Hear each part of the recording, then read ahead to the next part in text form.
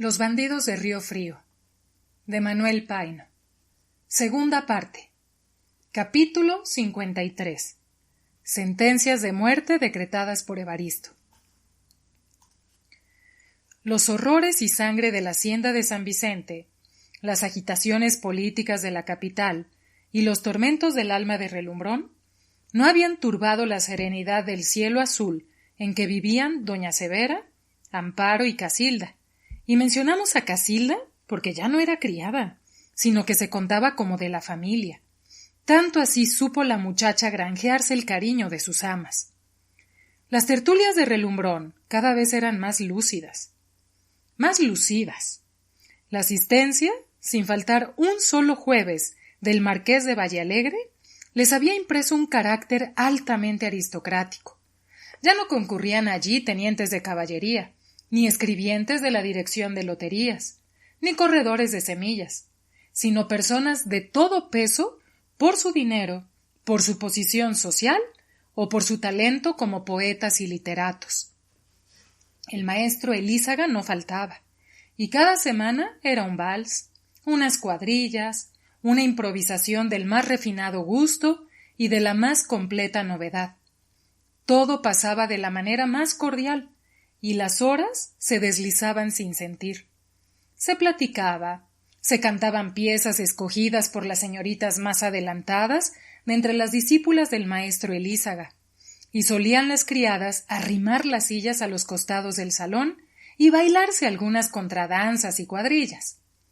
A las 10:30 los convidados pasaban al comedor, donde encontraban sabrosos helados de Veroli, platos variados de esa multitud de golosinas en forma de pastelitos, yemas y quesadillas de Guatemala, y para los más golosos, carnes frías, jerez, burdeos y champaña en abundancia.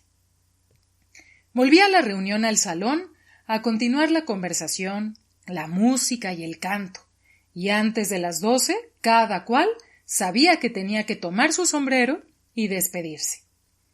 Amparo y doña Severa eran cada una, según su edad y carácter, el encanto de la concurrencia.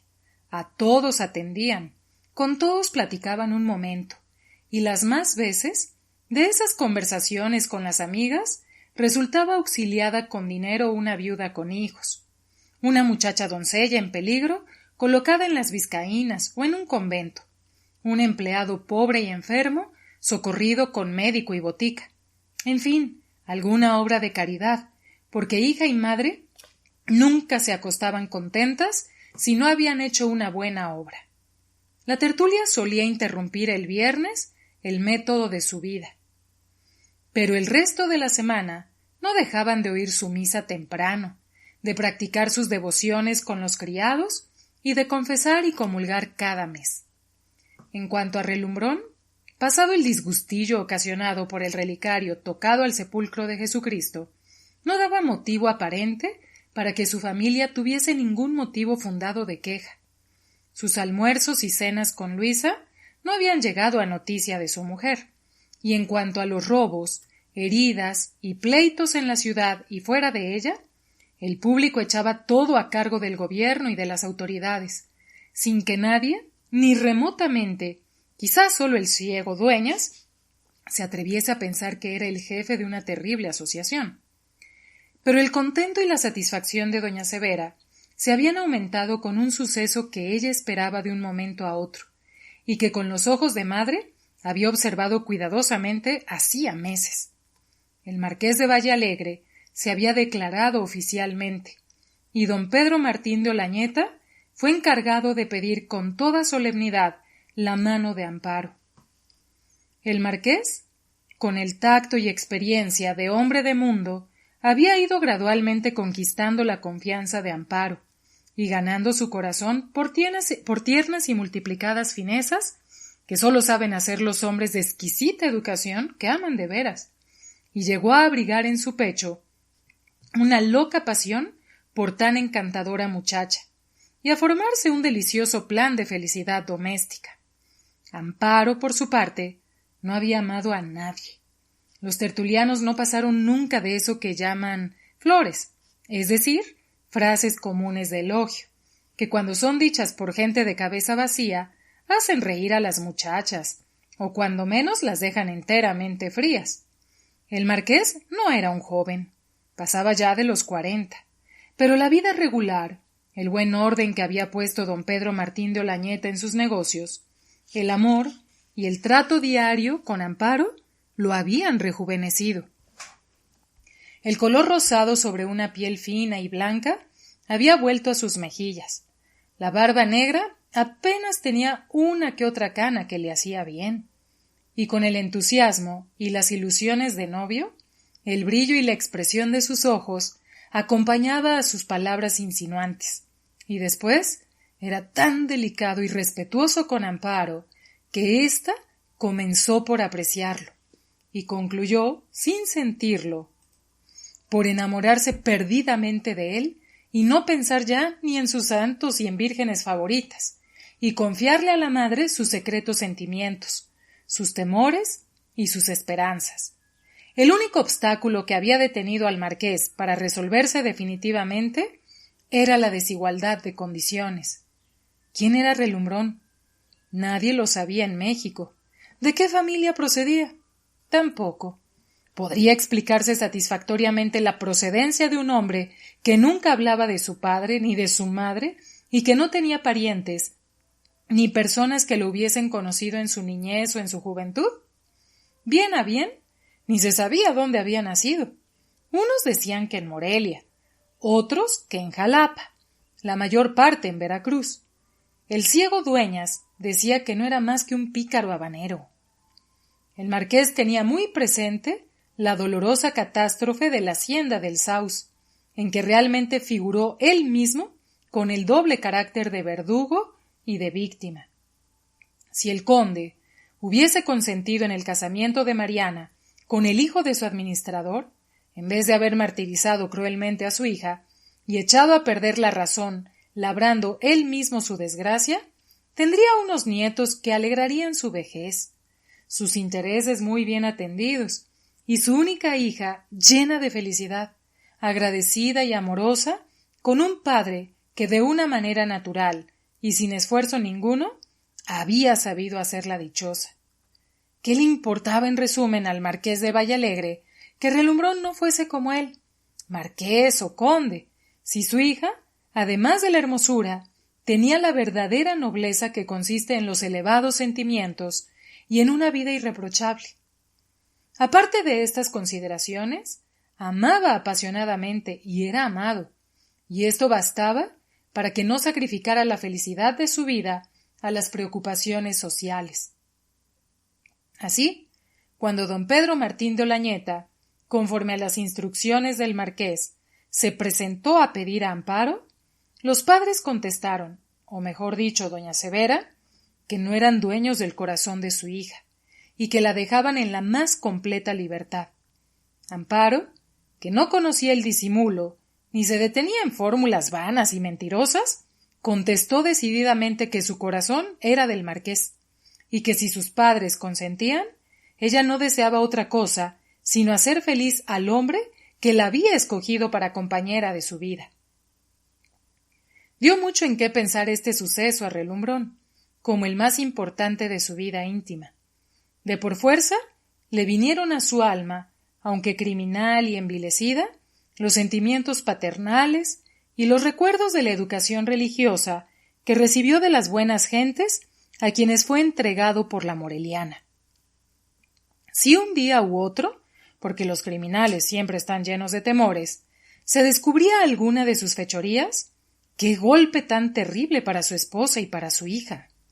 Resolvió, sin vacilar, apartarse de la carrera que había seguido, de cortar, a costa de mucho dinero si era necesario, sus relaciones con toda la canalla, liquidar sus cuentas con don Moisés y arreglar todas sus cosas de modo que no tuviese ningún motivo de inquietud, ni quedase rastro de sus maldades, marchándose enseguida a Europa y dejando a su hija establecida y a su mujer al lado de ella, mientras él se daba sus verdes en ese París, que es el sueño dorado de los mexicanos que hacen alguna fortuna y van a gastarla en los teatros, en los cafés y en los centros del placer de esa capital del mundo, como le llaman, no sin alguna razón los franceses.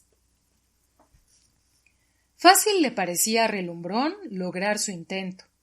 El compadre Platero no era posible que lo denunciase, y entraría fácilmente en el arreglo.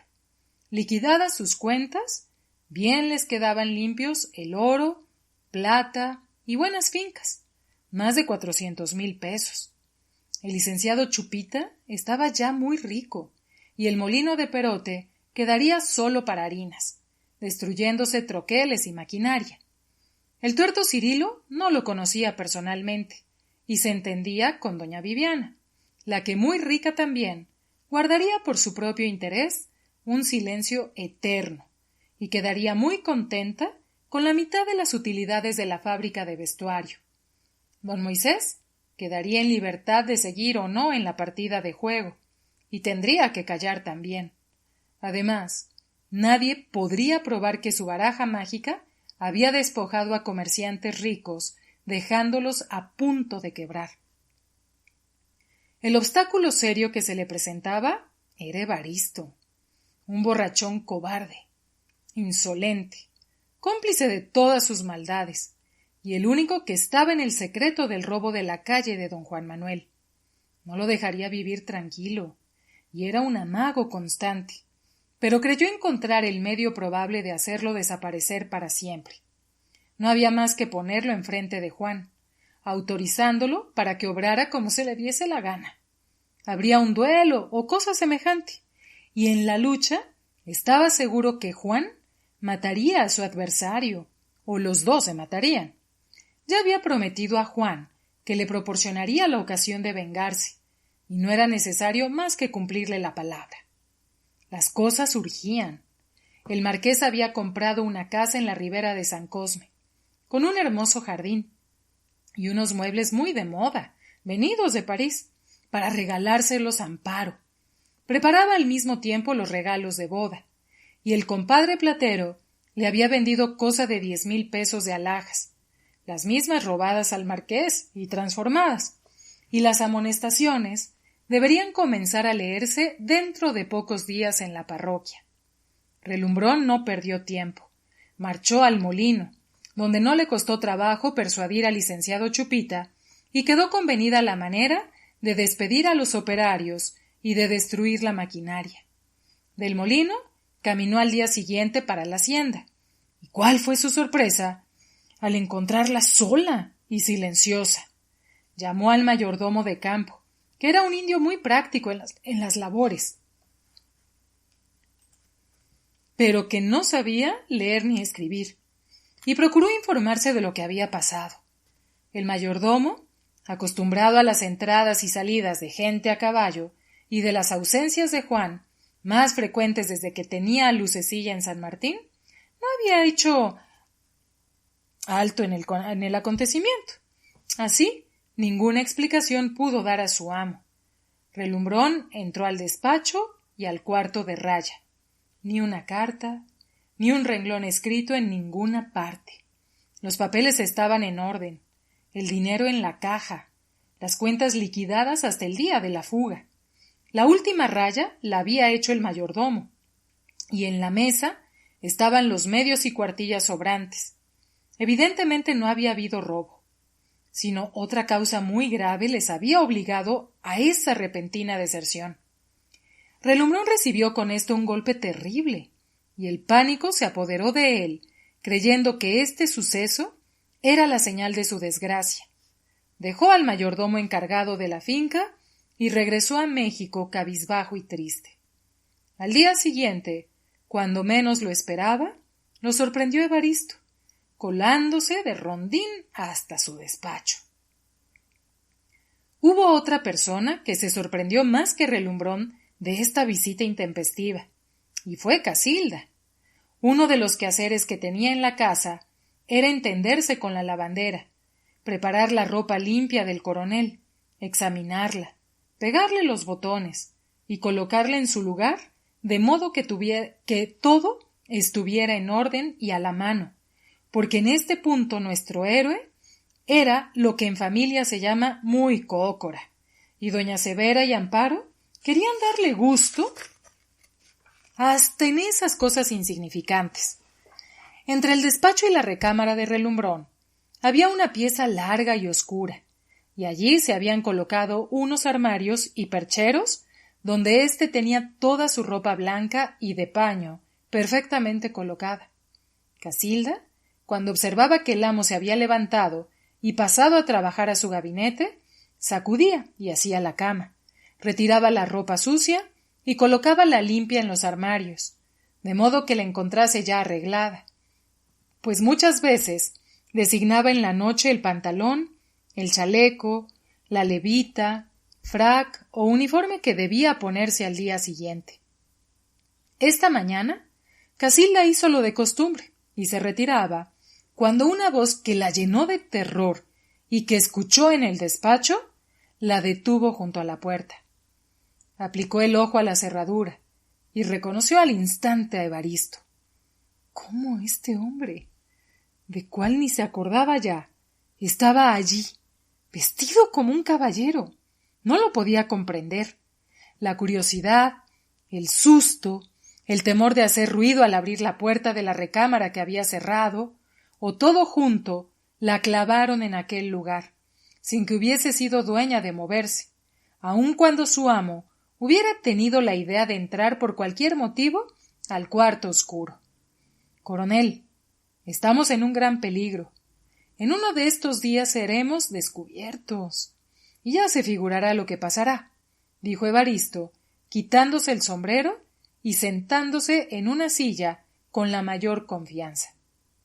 ¿Cómo así? Le contestó Relumbrón. Eso es imposible. ¿Que alguno de los nuestros? No, ninguno de ellos, sino esa maldita frutera de la plaza, que mal rayo la parta. Cuenta, pero brevemente, la sustancia, lo principal, al grano. Habla, le contestó Relumbrón con una visible agitación. Uno de mis muchachos, pues les doy sus licencias para que bajen a la ciudad y estén así contentos, estaba sentado en un puesto cercano al de Cecilia, comiéndose un taco de mezclapiques con aguacate, cuando llegó allí el licenciado Lamparilla, que mal rayo lo parta, y a quien usted consiente tanto, coronel. La Cecilia y él hablaron de varias cosas, y entre otras de lo de Tierra Caliente. ¿No se ha sabido por fin? Le preguntó la frutera al licenciado Lamparilla. ¿Quiénes son los asesinos de la hacienda de San Vicente?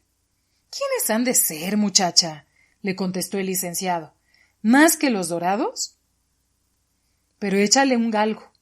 Un escudito de oro se le puede dar al que coja siquiera uno de ellos. —¡Qué dorados ni qué plateados! —respondió Cecilia. —Apostaría mis 2 orejas a que no es otro que ese que llaman don Pedro Sánchez, capitán de rurales, que es el mayor asesino que hay en México. Hablaban en voz baja. Pero mi muchacho no perdió una palabra, coronel, y así que acabó de comer su taco y Lamparilla se fue, montó a caballo, y me vino a referir todita la conversación, como se la cuento a usted. Vaya, dijo Relumbrón, yo creí que la cosa era más grave. ¿Quién va a hacer caso de dichas fruteras? Y de gente de la calle que digan lo que se les da la gana. ¿Y las pruebas? Coronel, no es eso, le contestó Evaristo, sino que esa frutera tiene todos mis secretos y se los comunica al licenciado Lamparilla, que es su amante, y al licenciado Olañeta, que es su protector. Tenemos la vida vendida. Créame usted, y yo he tomado ya mis medidas para quitarnos a esa gente de encima. ¿Qué medidas ha tomado? Matarlos, pues no hay otra cosa que hacer, y lo he dispuesto todo antes de venir a ver a usted. Eso nos va a comprometer quizá más, dijo Relumbrón alarmado de la sangre fría con que Evaristo refirió la sentencia de muerte que había decretado con las 3 personas. Más comprometidos que lo que estamos, dijo Evaristo. Pero no tenga usted miedo y escuche. El licenciado Lamparilla se retira del teatro entre 11 y 12. En la puerta de su misma casa recibirá 6 u 8 puñaladas.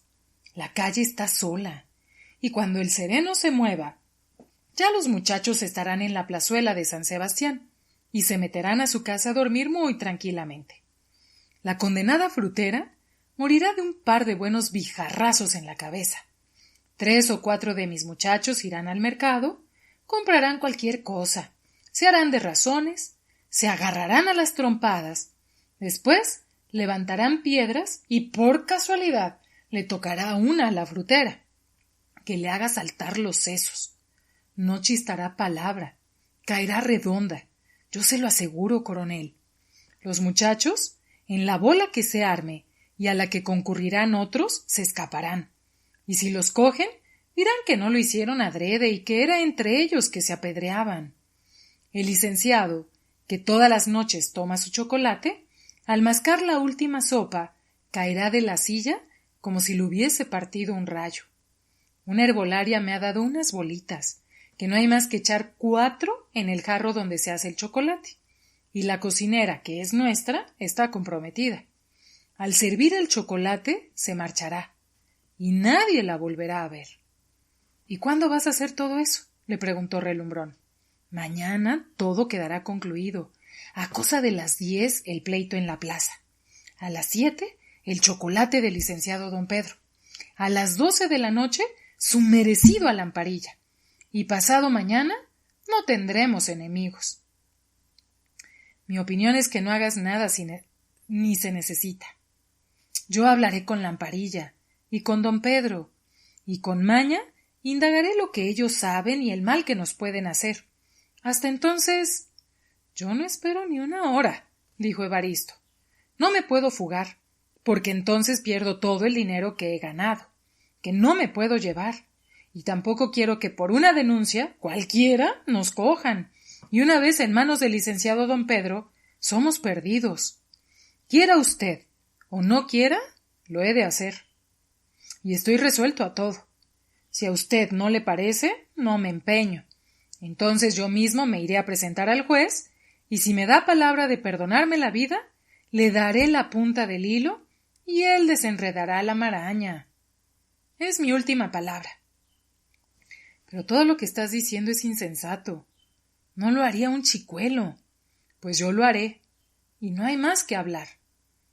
Me lavo las manos. ¿Lo entiendes? Le dijo Relumbrón. Haz cuenta que nada me has dicho. Los dos personajes siguieron hablando en voz más baja. Se levantaron de los asientos y salieron al corredor. Casilda aprovechó el momento para esquivarse, y reponiéndose en su cuarto de la sorpresa y emoción que le causó la escena que acababa de presenciar, fue a pedir licencia a doña Severa, con pretexto de ver a las monjas de San Bernardo. Y no había pasado media hora cuando ya estaba en la casa del licenciado don Pedro Martín de Olañeta. Casilda, ya lo hemos dicho, sin perder nada de los atractivos sensuales que la hacían tan notable en el portal de mercaderes cuando vendía chucherías de madera, había mejorado. La tez de su cara era tan suave y fina como la envoltura delicada del huevo. Su cabello, cuidado y peinado diariamente, se había desarrollado de tal manera que las gruesas y lustrosas trenzas, arregladas diestramente en su cabeza, le formaban un peinado que realzaba las perfecciones de su simpática fisonomía. Don Pedro Martín, luego que la vio, perdió los estribos, como quien dice, y se quedó contemplándola como si nunca la hubiese visto, o como un niño al que por primera vez se pone delante de un objeto curioso que no esperaba ver. —¿Qué te trae aquí, muchacha? Hacía un siglo que no te veía. He estado en casa de tus amos varias veces, y ni tu sombra. No te dejas ver. Y haces bien, porque cada día estás más hermosa. Vamos, se ve desde luego que te tratan bien y que llevas buena vida. ¿Qué se te ofrece? Di, ya sabes que tienes aquí, en fin, como tu padre. ¿Algún disgusto? Esta es tu casa. Don Pedro decía esto porque veía que Casilda se ponía encarnada. Quería hablar y no podía, y llevaba las puntas de su rebozo a la cara para cubrirse, como si se tratara de acusarse de algún acto vergonzoso. Lo diré a usted de una vez, señor licenciado. Usted va a ser envenenado esta noche. No tome usted el chocolate. ¿Cómo, Casilda? Habla. Esto es grave. Y lo creo porque no eres capaz de decir una mentira, dijo don Pedro levantándose de la silla. Casilda le refirió entonces la conversación que había escuchado, pero sin nombrarle personas ni lugar, ni nada que pudiera dar indicio de que Relumbrón tenía parte en tenebrosas combinaciones con Evaristo. Casilda quería salvar la vida de su protector, sin perjudicar a la familia que tan buena acogida le había dado. Y como don Pedro le hacía preguntas y trataba de averiguar, Casilda se echó a sus pies llorando. No me pregunte usted nada, señor licenciado. No le puedo decir más de lo que le he referido para salvar a usted y a las otras 2 personas. Si usted procede como lo hacen los señores jueces, soy perdida. ¿Quién sabe qué haría? Me mataría antes de aparecer con una fea mancha. Haga usted lo que quiera, pero jamás diga que yo le di el aviso. Don Pedro Martín no sabía qué pensar, y todo se volvía conjeturas y sospechas. Pero, en fin, como la cosa urgía, despidió a Casilda cariñosamente, asegurándole que jamás se sabría que ella había revelado este importante secreto. Sea lo que fuere, y verdad o mentira, lo que importa es evitar el golpe, pues que tenemos noticia hasta de la hora en que se deben cometer mañana estos delitos. Con uno de los pasantes mandó buscar por todas partes a Lamparilla, y él mismo se encargó de vigilar desde el comedor a la cocinera. Lamparilla llegó acompañado del pasante, que lo había encontrado en los tribunales. No me haga usted ninguna pregunta, ni trate de hacer averiguaciones. Me obedece usted y se acabó, le dijo don Pedro Martín, luego que lo vio entrar. Como usted lo ordene, le contestó Lamparilla sorprendido, pues no sabía de lo que se trataba. Se va usted inmediatamente al mercado y le dice a Cecilia que mañana cierre el puesto, y ella y sus criadas no salgan de su casa sino a lo muy preciso, hasta que usted mismo les avise. Que haga esto sin hablar palabra a nadie. Enseguida va usted a su casa, monta a caballo, y con sus mozos bien armados se marcha usted al rancho de Santa María de la Ladrillera, donde se quedará usted hasta que yo le mande decir que puede regresar. Indagará usted si la herbolaria ha dado en estos días a una persona una semilla o alguna otra hierba venenosa. Esto ¿lo comprende usted? Con maña, para saber la verdad. Mucho secreto en todo, y ni una palabra más por ahora. Vaya usted, y no pierda ni minutos. Lamparilla, sorprendido con tan inesperada conferencia, y sin atreverse a hacer ninguna pregunta a su maestro, salió a cumplir inmediatamente con las instrucciones que acababa de recibir. A la primera palabra que Lamparilla dijo a Cecilia, comprendió que Evaristo trataba de matarla. Pero sin discutir, arregló sus cosas, cerró su puesto y antes de la hora de costumbre se retiró a su casa y durante 3 días no asomó ni las narices a la calle. Lamparilla, armado hasta los dientes y seguido de 3 criados, llegó sin novedad al rancho de Santa María de la Ladrillera. No obstante lo preocupado que estaba, y pensando naturalmente que lo amagaba un grave peligro del que trataba de salvarlo el licenciado Olañeta, o más bien dicho, seguro de que Evaristo quería asesinar a Cecilia y a él, fue esta visita un motivo de agradables recuerdos. Los negocios de su profesión, sus amores con Cecilia y la certeza que tenía ya de recobrar los bienes de Moctezuma III le habían hecho diferir de día en día su visita, esperando, cuando estuviese en posesión siquiera de una hacienda, dar una sorpresa a su comadre. El rancho, bajo la inteligente dirección de Jipila, de un lugar monótono y triste, se había convertido en un sitio encantador, al cual se citaban ya algunas de las principales familias de México para pasar días de campo.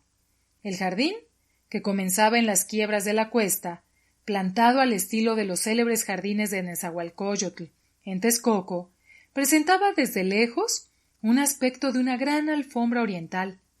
Las flores y las plantas más exquisitas crecían entre el verde césped en abultados y graciosos macetones, formando armonía por los distintos verdes de hojas y por el color de sus flores. Los tristes sauces llorones habían sido reemplazados por fresnos nuevos, ostentando sus frescas y redondas copas verdes, y dando sombra a unos asientos rústicos construidos por la misma jipila. Las rejas de las ventanas se veían entrelazadas curiosamente con plantas enredaderas, de donde pendían gruesas campánulas azules y blancas, y en las paredes, colocados con simetría, cuernos de donde brotaban con profusión esas flores lujuriosas de nopalillo, rojas hasta deslumbrar la vista, y brotando de su centro multitud de estambres cubiertos de polvo de oro. Los perros, muy limpios y juguetones, las vacas con sus collares encarnados, haciendo sonar la campanilla, los carneros y ovejas con una lana blanca de reflejos dorados. En fin, todo limpio, oloroso, fresco, que encantaba los sentidos, que convidaba al descanso e inspiraba ideas sanas y buenas. Doña Pascuala había engordado tanto que trabajo le costaba moverse, pero en lo demás poco había cambiado, y la cara daba idea todavía de que no había sido una moza despreciable. Estaba muy contenta porque Espiridión había recibido las sagradas órdenes, y como el arzobispo lo distinguía entre todos sus condiscípulos, lo había nombrado vicario del curato de Ameca.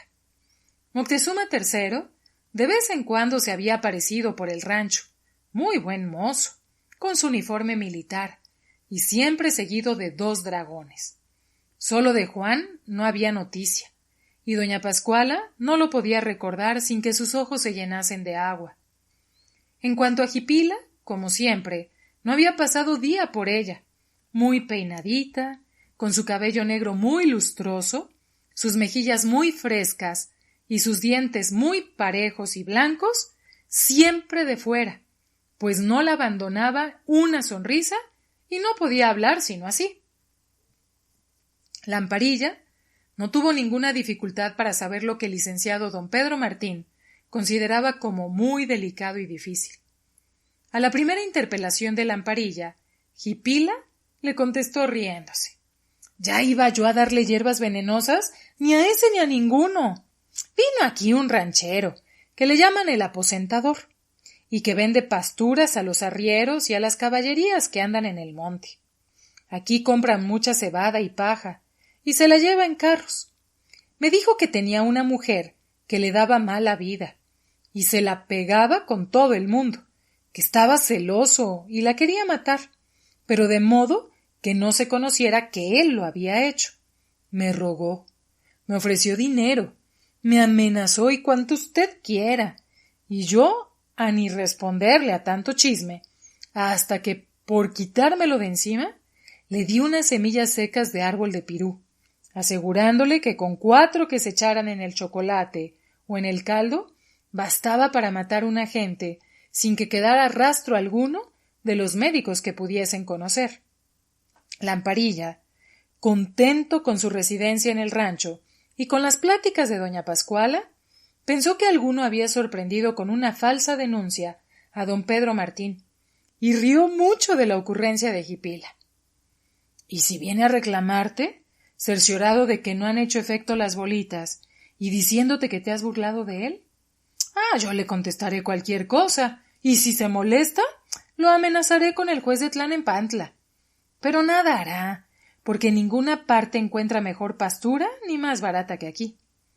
Don Pedro Martín, con la mayor prudencia y secreto, dispuso que gente de policía disfrazada rondara por la casa de Lamparilla. Y en efecto, fueron aprehendidos por sospechosos 3 hombres, a quienes se les encontraron puñales, y fueron enviados a la cárcel por portadores de armas prohibidas. En el mercado se estableció su vigilancia, y se vieron hombres de mala catadura que acechaban el puesto. Pero como estaba cerrado, nada hicieron que diese motivo para aprehenderlos, y en cuanto al chocolate, él mismo sorprendió a la cocinera en el momento que echaba en la leche unas bolitas negras. Cargó con el jarro a su cuarto, diciendo a la criada que guardase el más profundo silencio si no quería ser castigada, y lo envió a don Leopoldo Río de la Loza para que lo analizara. Al día siguiente, el sabio químico lo devolvió, diciendo que no había más que 4 semillas secas del árbol del pirú, lo que comprobó después la declaración que hizo Jipí la lamparilla. Evitado el peligro y frustrada la tentativa de un triple asesinato, Lamparilla volvió a México y Cecilia a su puesto. Quedó este negocio en el secreto, y el licenciado Olañeta mismo no le dio gran importancia. Pero reunido esto a los antecedentes que tenía, pensaba que de un momento a otro tendría entre las manos los hilos de una tenebrosa trama que quizá lo envolvería a él mismo en una eterna desgracia, y esperaba a cada instante una nueva visita de Casilda.